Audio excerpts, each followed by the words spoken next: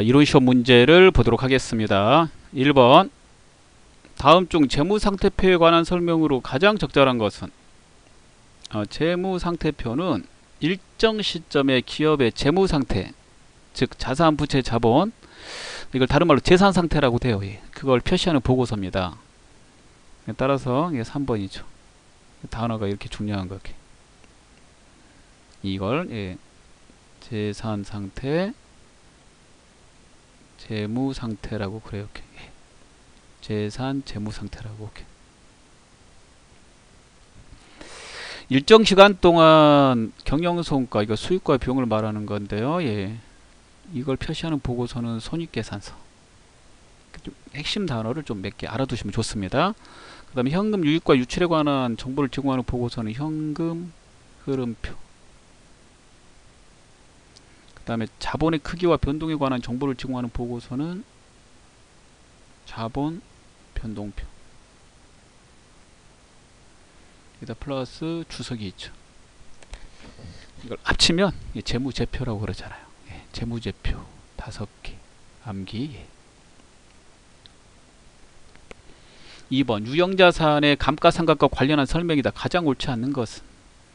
자, 감가상각 방법 5개를 좀 알고 계셔야 됩니다. 정액법, 그 다음에 정률법, 그 다음에 생산량 비례법, 그 다음에 연수학계법, 이중체감법. 이 중에서 이제 공식으로 하나, 둘, 세 개가 많이 나왔으니까 또 외워 놓으시고요. 그 다음에 건물하고 토지하고 건설 중인 자산은 감가상각을 하지 않는다라는 것도 알아두시고요. 그리고 감가상각은 유형자산과 무형자산에 대해서만 합니다.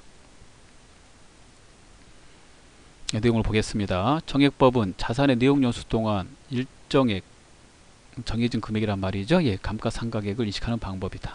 맞아요. 감가상각의 주 목적은 취득원가의 배분에 있다. 이거 맞아요. 무슨 말이냐면, 만약에 건물을 100만원 주고 샀다. 그러면 그 100만원을 몇 년 쓸 거냐면 10년 쓸 거다. 그러면 그 10년간 쓴다니까 10년에 걸쳐서 그 취득한 금액을 회계에서 이제 비용 처리하라고 되어 있거든요. 근데 그 10년에 걸쳐서 비용 처리할 때 그 방법으로 아까 정액법, 정률법 있는데, 매년 같은 금액으로 하면 정액법, 첫 해 많이 하고 갈수록 적게 하면 정률법, 이런 식으로 그 비용 금액을 계산해서요, 매년 해당되는 보고서에다가 비용으로 이렇게 처리하는 거죠. 그러니까 취득한 금액이 매년 일정한 비용으로 해서 배분되는 겁니다. 그래서 이거 맞는 말이에요.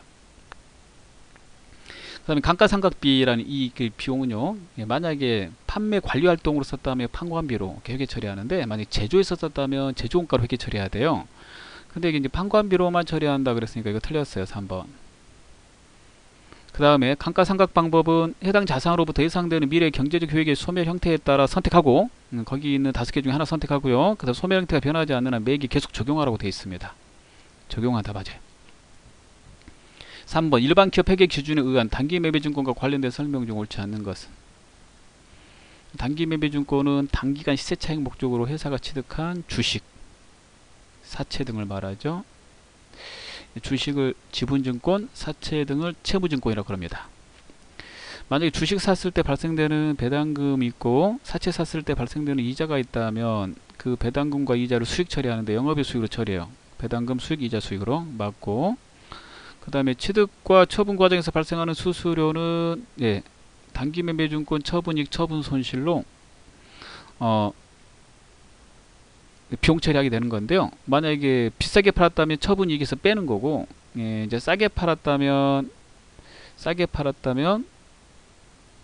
옳지 않는 건데, 여기 지금 잠깐 보시면 이게 틀렸네. 취득 과정에서 발생되는 거는 이제 비용 처리하거든요. 영업의 비용으로.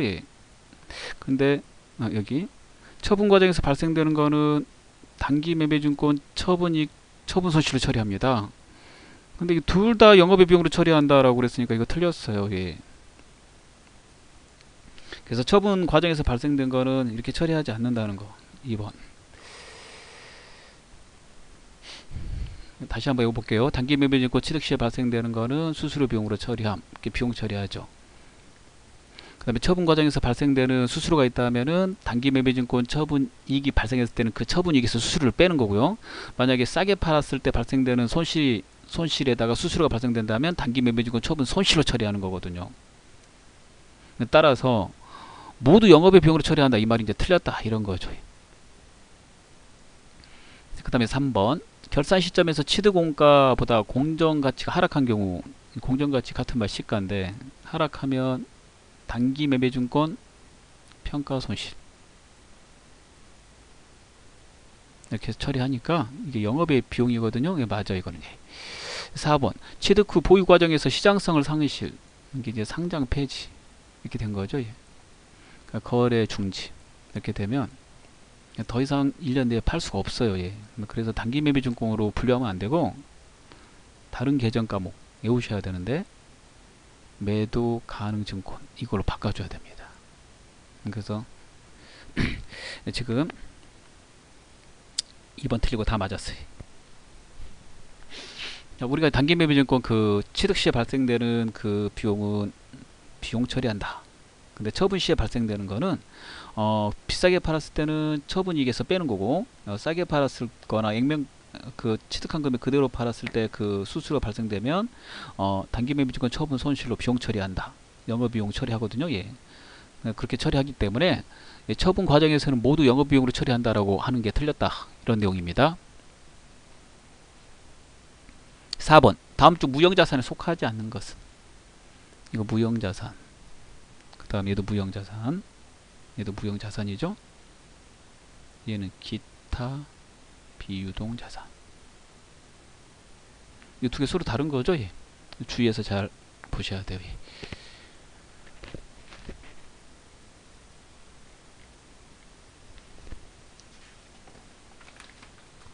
(5번) 보겠습니다. 다음은 퇴직급여 충당 부채와 결산 정리 사항이다. 당 기말 재무상태표에 계상할 퇴직급여 충당 부채와 손익계산서에 인식되는 퇴직급여는 얼마인가? 이게 이제 부채니까요. 보실 때 대변부터 보는 거죠. 예. 이월돼서 이게 작년에 퇴직급여 충당 부채 설정한 금액 200만 원 이월돼서 왔어요. 이 중에서 올해 이제 직원이 퇴사했나 봐요. 100만 원 지급을 했죠. 예. 그 남은 건 얼마 남았어요? 100만 원 남았네. 그 다음에 올해 다시 결산이 됐나 봐요. 기말 전 종업원이 일시에 퇴직할 경우 지급해야 될 퇴직금은 400만 원이래. 400만 원인데 남아있는 거는 이제 100만 원밖에 없잖아. 이거 빼가지고 이렇게 이렇게 빼서 그러니까 얼마를 보충해야 돼요? 300. 300을 이제 전입시켜야 되겠죠. 전입시키고 나면 퇴직급여 충당부채가 이제 400이 되겠죠. 그러면 퇴직급여 충당부채는 이제 400만 원이고 올해 그 퇴직급여로 처리할 그 금액은 300이 돼요. 이거 회계 처리 한번 해볼까요? 예.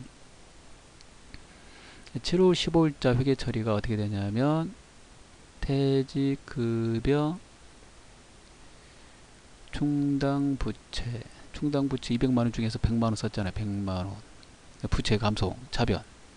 그 다음 이거는 맞은편에 있는 거 쓴 거니까 현금으로 줬다는 말이죠. 예, 이렇게. 그래서 이제 100만원 밖에 안 남았는데 12월 31일이 돼서 400을 만들고 싶다고 그랬고 100만원 남았으니까 퇴직급여 올해 1년간 일한 거에 대한 대가로 주는 것이므로 지금 퇴사하지 않다 하더라도 올해 1년간 일한 거에 대한 거는 비용 처리를 오래 잡아야 되니까 300을 비용으로 처리하고 퇴직급여 충당부채에다가 충당해 넣는 거죠.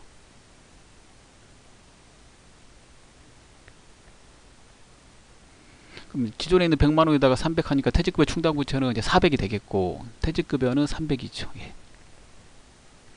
6번 다음 중 일반 기업 회계 기준에서 분류되는 계정 과목 중 성격이 다른 것은 단기 매매증권 처분익, 단기 매매증권 평가익, 매도관증권 처분익, 자기주식 처분익. 얘만 자본이잖아요.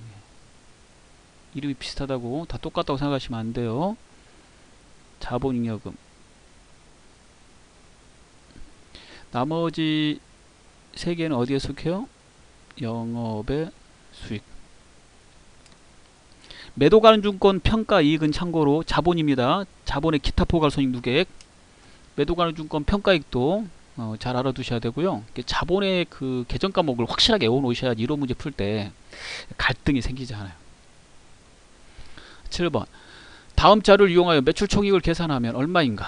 전체 한번 봐봐요. 이렇게 많기도 하네요. 이 문제는 이렇게 풀어야 되겠네. 예. 매출액에서 매출원가를 빼는 거네요. 이렇게 해가지고 매출 총익을 계산하는 거예요. 그렇죠? 손익계산서에 나와요. 매출액에서는 이제 전체 총 매출액이 주어진다면 총 매출액에서 물건 팔았는데 반품돼서 들어오면 매출 환입 및 애누리 빼주시고, 혹시 할인해 줬다면 매출 할인을 빼줘야 되죠. 이렇게 빼게 될 경우 이걸 순매출액이라고 그래요. 이렇게 여기를 해. 매출원가 금액은 어떻게 계산하냐면 작년에 팔다 남은 기초에다가 그 다음에 플러스 단기 매입액을 더하는데, 단기 매입 시에 발생된 게 혹시 총 매입액에 재비용이 발생되면, 운임 같은 게 발생되면 운임을 더하고요. 그 다음에 매입할 때 물건의 하자로 매입 반품 환출 및 애누리 있다면 빼고, 매입 시 할인 받았다면 매입 할인 빼요. 이걸 그러면 순매입액이라고 그러죠. 여기서 기말에 팔고 남은 걸 빼면 팔려 나간 거죠. 그래서 여기다 보시면 50 찾아봐요. 이렇게 5,000원 2만원 계산하시고, 예, 그 다음에 매출원가 계산하려면 기초 10만원, 그 다음에 총 매입액 20, 순매입액으로 계산되면 한 번에 할 수 있는데 순매입액으로 나와 있으면 이게 다 계산하면 순매입액이라고 그래요. 예. 이렇게 플러스 마이너스 하면 이제 순매입액이라고 부릅니다. 총 매입액하고 구분하기 위해서.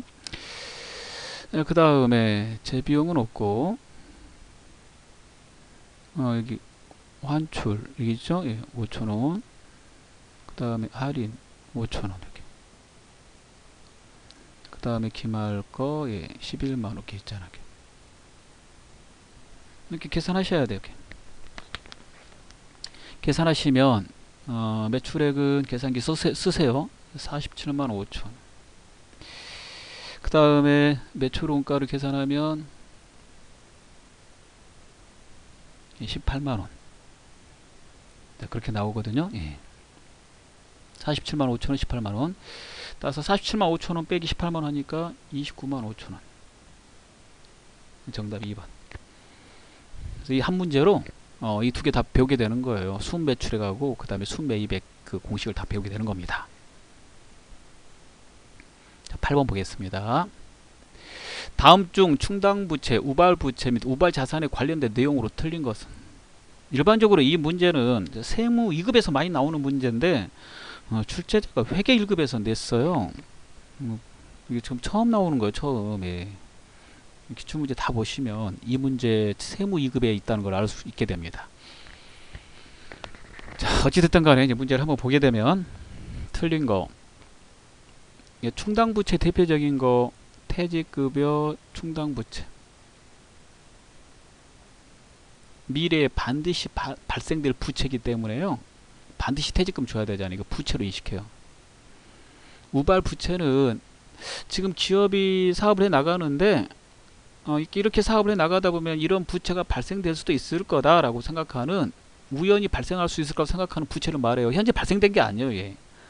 따라서 그 부채로 회계 처리하지 않아요. 회계 처리하지 않고 이게 관계자가 알아야 되니까 주석으로 기재해요. 주석 기재. 우발 자산도 마찬가지고요. 그거 알고 있느냐라고 낸 겁니다. 보기 보시면 충당부채를 인식하기 위해서는 과거 사건이나 거래 결과로 현재 의무가 존재해야 된다. 예, 맞아요.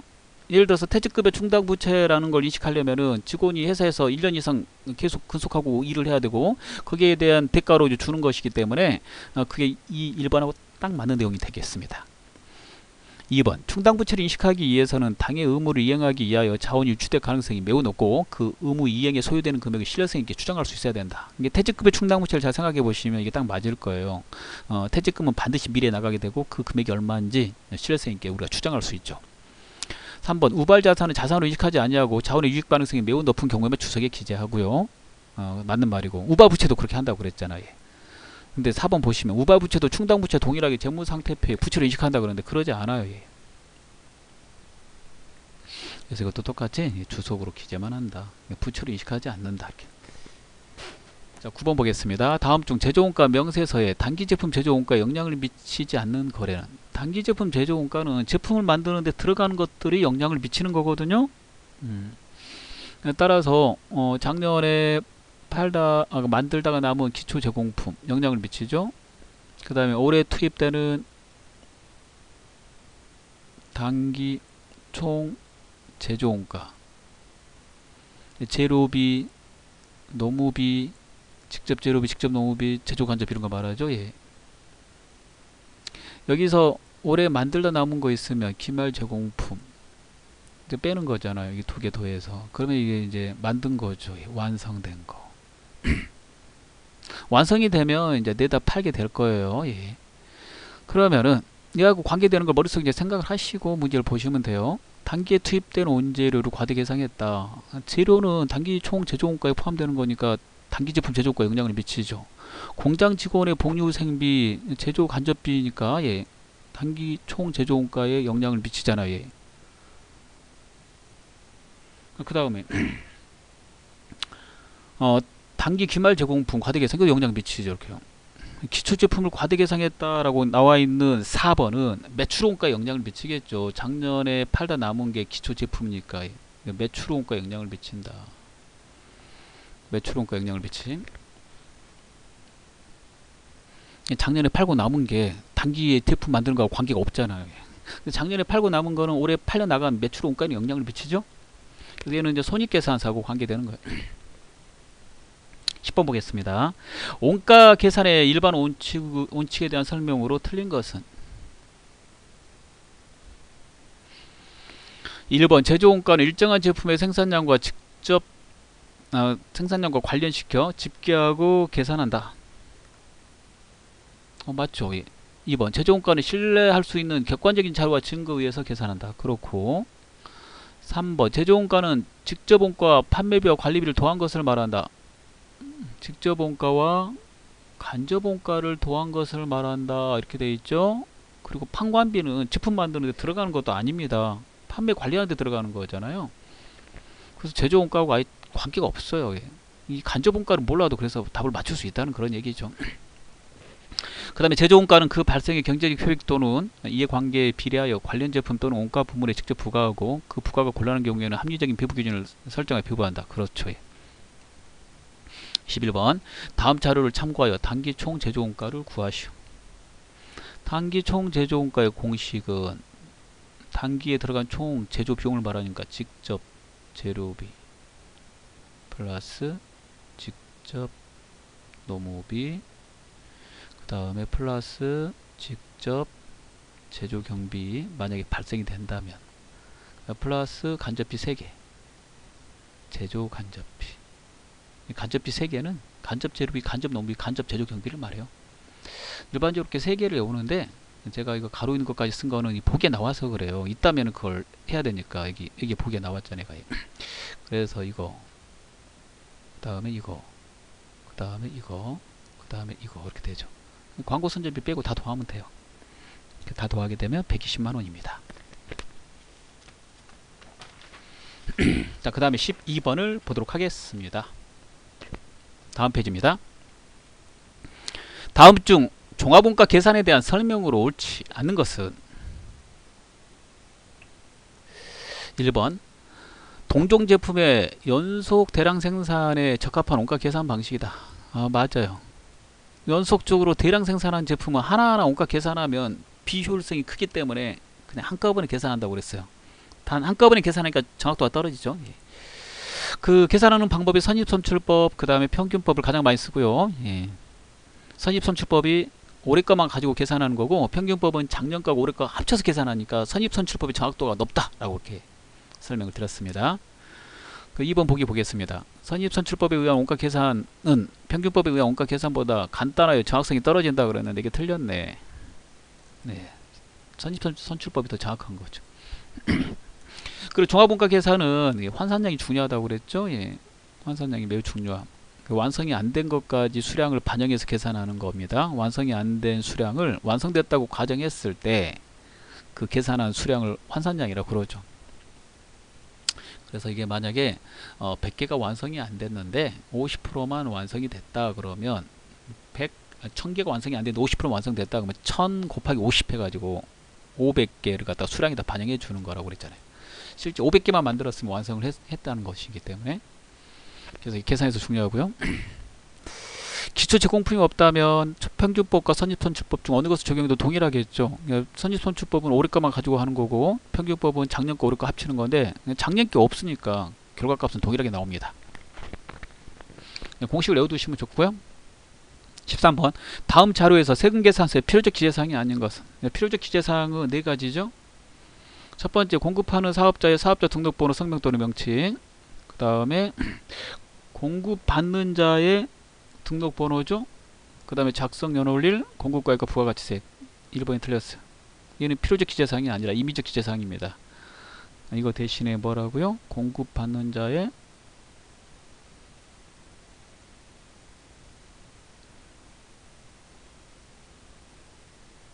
사업자 등록번호, 이렇게 등록번호가 되겠습니다.